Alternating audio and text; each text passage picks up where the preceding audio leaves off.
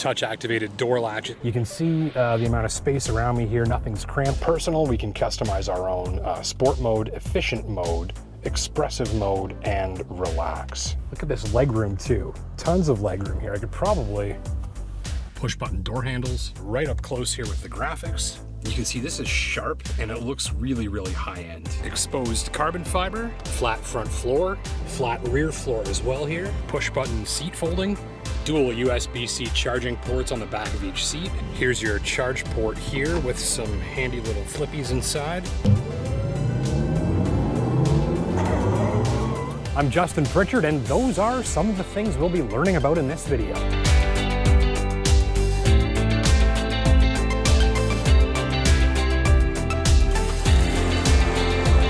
Batter up.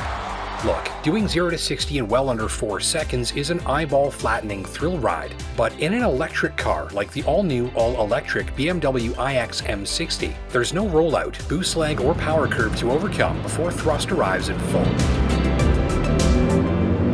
There's no buildup of power here, there is only an explosion of forward momentum, which I figure probably feels like taking a baseball bat to the chest.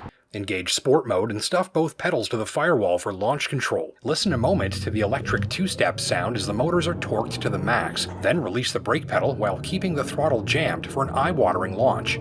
The acceleration is instant, violent, and nearly horrifying from the very get-go. It's less slingshot and more railgun, as electricity and magnets work to send a heavy projectile hurtling rapidly through the air. The iX M60's hard-hitting launch made my legs tingle, and I'm pretty sure I tasted my spleen. The acceleration is absolutely ridiculous, which will help sell a lot of units. It's math time. In my tester, I was able to drive my weekly 430-kilometer route from Sudbury to Toronto on $11 worth of hydro. At today's fuel prices, that's about a third the cost per kilometer of a Toyota Prius, despite the iX weighing nearly twice as much and delivering 5 times the horsepower. So basically, this gives you Grand Cherokee Trackhawk acceleration with a cost per kilometer like a small motorcycle and green plates on the front and rear. There's no fuel gauge as a reminder of an expensive upcoming fill either, which means that you start to enjoy driving just for driving's sake. The iX M60's energy cost per grin is a fraction of something combustion-powered with similar credentials. Also, it's surprisingly friendly. Despite its 610 horsepower and a torque curve that's basically a giant wad of lung-flattening thrust, this is a creamy cruiser on the highway with noise levels expertly controlled even at higher speeds. On board, you glide along at a good clip with little need to raise your voice for a conversation or phone call. On the roughest Northern Ontario backroads I could find, ride quality was similarly well executed.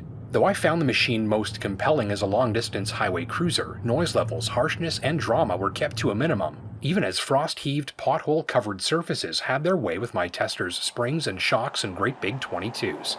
Keep your speed reasonable on surfaces like these and you'll find a ride that's smoother, quieter, and more consistently controlled than many luxury SUVs, let alone high-performing models that commonly have a smashy and delicate ride on this testing route. For comparison, the highest-performing BMW X5 variants require more care and caution on this surface, and the ride is noisier, harsher, and more abrupt.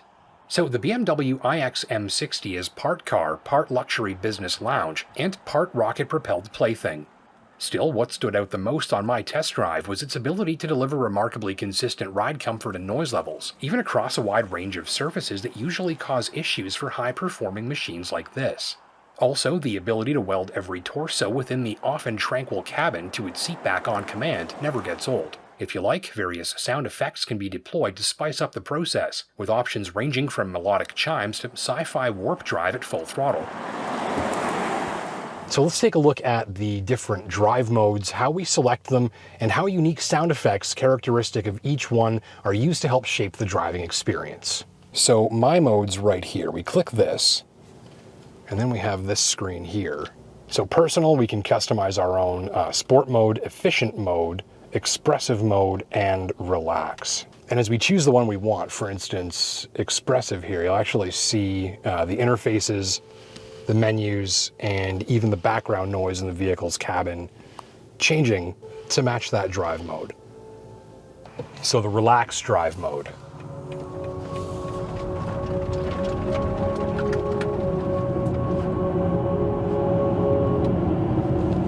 Just a slight sort of resonating chime sound in the background. So this is the expressive drive mode.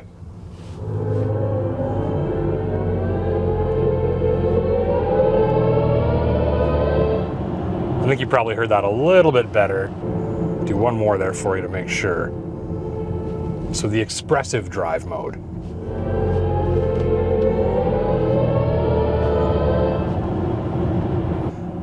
This is the efficient drive mode. There is no sound here, so some full throttle, but no noise. And sport mode, we'll do a launch control start here, just to give you the full effect. And here's what things look and sound like in sport mode. This is 0 to 60 in about 3.5 seconds.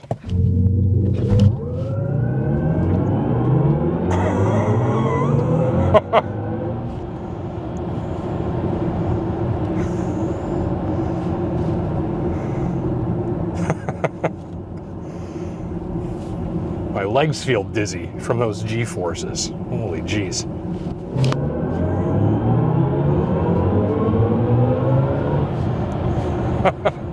Now, we've driven some cars here that can vacate the premises in a serious hurry if they have to. And this is definitely one of them. While parking, my tester's four-wheel steering subtly shrank the machine's turning circle, enhancing parking lot maneuverability as an all-angle camera display and radar sensors keep an eye on your proximity to things nearby. In spite of its size, which I'm almost certain you'll find to be bigger in person than photos lead on, the iX is a bit of a parking lot ninja.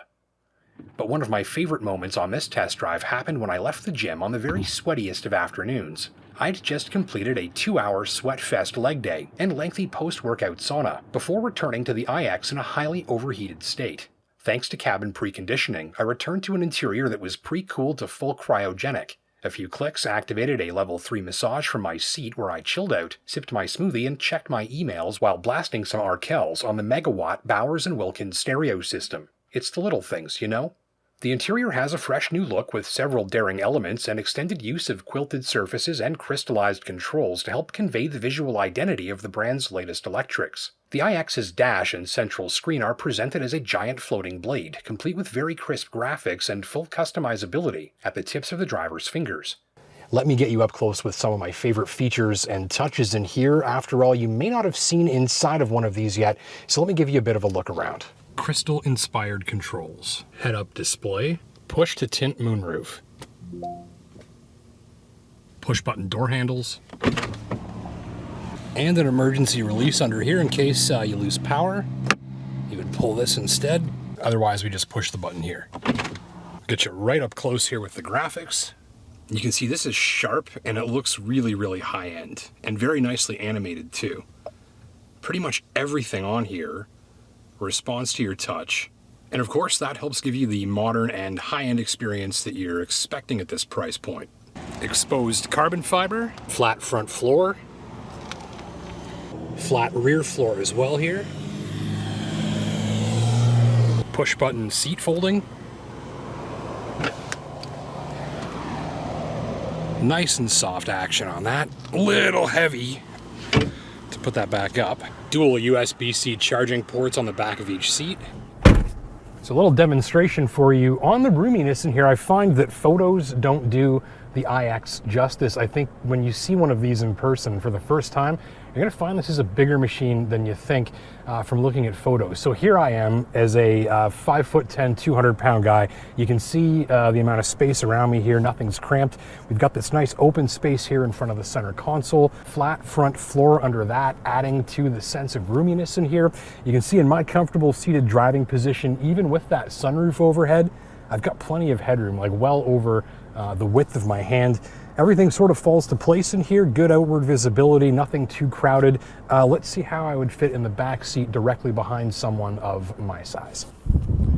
Again, nice big opening, nice easy slide sideways and down into your seat. Look at this legroom too. Tons of legroom here. I could probably cross my feet, chill out, relax like this. I've got 2 USB-C charging ports here, 2 more here. We've got these accessory connectors here on this side. The main thing to note from back here, you're sitting lower in the body, I think, than a typical crossover of this size. I've got loads and loads of headroom up above me here, loads of knee room in front, this flat rear floor. This is a really spacious kind of open social lounge of a rear seat. And I think if you're someone that's trying to transport a couple of your adult friends, for like an hours and hours road trip, this is going to have all the space you need to do it. Rear seat backs fold nearly full flat with a simple click on a release button, and the cargo hold is low, wide, and accommodating. It's nicely carpeted too.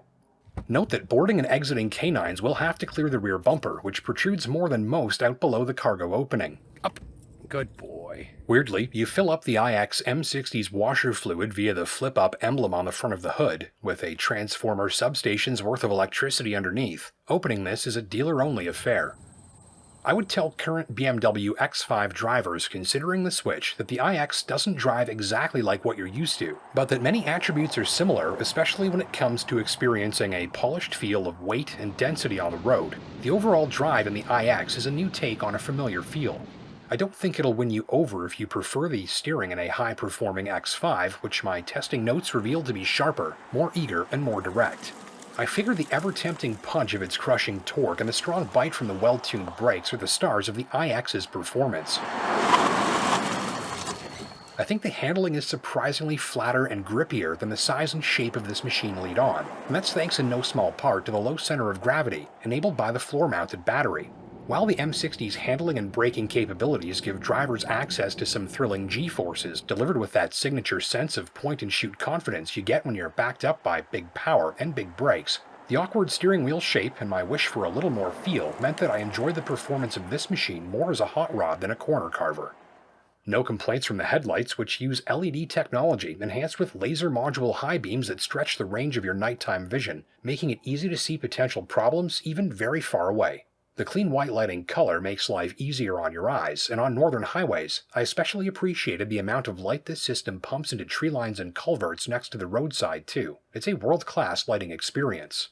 Still, as BMW M-designated utility vehicles tend to, the iX M60 uses an array of the latest tech to plaster a grin on the driver's face, mostly thanks to a driving feel that's effortless in spite of its size and weight. On one hand, it's probably the most comfortable M-designated model I've ever driven. On the other, there's that wild split personality with that rocket thruster torque that's always at the ready. Thank you for watching. My name's Justin Pritchard, and until next time, take care and drive safe.